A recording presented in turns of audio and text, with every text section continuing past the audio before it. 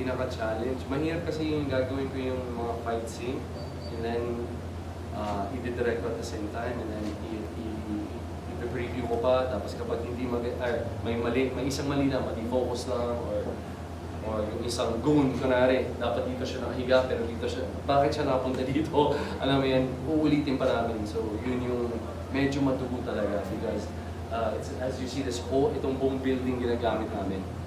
And I'm trying to finish everything at a fast pace, pero maganda pa rin yung kalabasan. So, yun. Maraming factors eh. Akala ng mga tao pag pinanood sa TV, ang dali lang ng ginagawa namin, or parang glitz and glamour, pero mahirap po yung ginagawa namin. It's not an easy job para sa lahat, na hindi lang sa artista, hindi lang sa directors, everyone. Mahirap para sa lahat.